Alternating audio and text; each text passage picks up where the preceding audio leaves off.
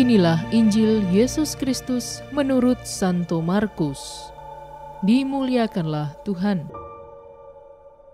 Kemudian Yesus beserta murid-muridnya berangkat ke kampung-kampung di sekitar Kaisarea Filipi. Di tengah jalan, ia bertanya kepada murid-muridnya. Katanya, "Kata orang, siapakah aku ini?" Jawab mereka, "Ada yang mengatakan Yohanes Pembaptis, ada juga yang mengatakan Elia, ada pula yang mengatakan seorang dari para nabi." Ia bertanya kepada mereka, "Tetapi, apa katamu? Siapakah aku ini?" Maka jawab Petrus, "Engkau adalah Mesias." Lalu Yesus melarang mereka dengan keras supaya jangan memberitahukan kepada siapapun tentang Dia.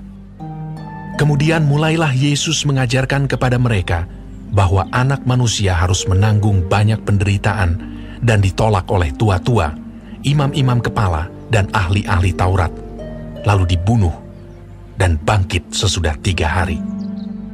Hal ini dikatakannya dengan terus terang.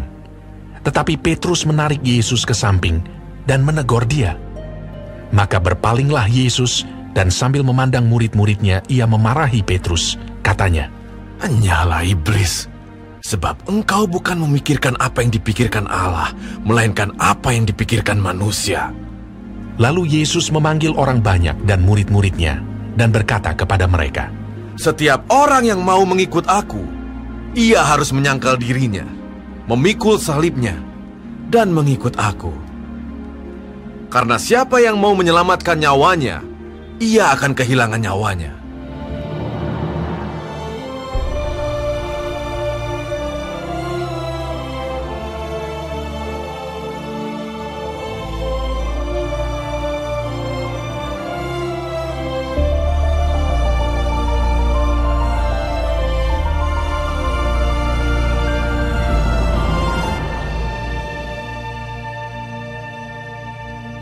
Demikianlah Injil Tuhan.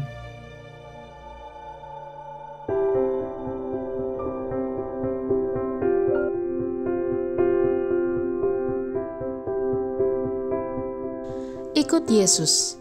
Renungan oleh Bruder Yohanes Suparno, Okarm. Orang waras atau sehat tentu saja menginginkan kebahagiaan. Bahagia menurut ukuran manusia itu hidup tidak sengsara. Maka seringkali kalau orang mau ikut orang lain pasti dengan tujuan untuk hidup enak, senang, dan bahagia. Intinya tidak mau hidup sengsara. Hidup ini harus membahagiakan, mengenakan, dan menguntungkan. Hal ini dilakukan juga oleh Rasul Petrus yang mengikuti Yesus dengan tujuan untuk hidup enak dan nyaman. Petrus tidak mau hidup sengsara. Begitu mendengar bahwa Yesus harus menderita sengsara, maka Petrus menolaknya dan mencegahnya supaya hal tersebut jangan sampai terjadi. Karena kenyataannya, Petrus juga seperti kita manusia yang butuh hidup bahagia, enak, dan tidak mau sengsara. Hari ini, Yesus memberi pelajaran yang sangat berharga untuk hidup kita sebagai pengikutnya. Pertama-tama sebagai pengikut, kita harus kenal betul siapa yang kita ikuti. Setelah mengenali dan menyayangi, maka kita juga harus mengikuti apa yang dikehendaki oleh Yesus. Apapun jalan yang harus dilalui untuk menjadi pengikut Yesus, maka harus kita lalui dengan bahagia dan senang. Sahabat Cafe Rohani, mari kita kenali Yesus dengan sungguh menurut pengalaman perjalanan pribadi kita selama ini. Yesus itu siapa atau sebagai apa bagi kita selama ini? Kita selalu diajak berusaha untuk menjalankan apa yang dikehendaki Yesus, untuk memanggul salib dalam hidup kita sehari-hari. Berusaha menjalankan tugas dan tanggung jawab kita masing-masing setiap hari, tanpa perlu mengeluh meskipun susah dan terasa berat. Hendaknya kita selalu bersyukur, karena boleh mengikuti Yesus yang menderita, sengsara, wafat. Karena kita dijamin oleh kebangkitannya yang mulia. Selamat menikmati menu hari ini.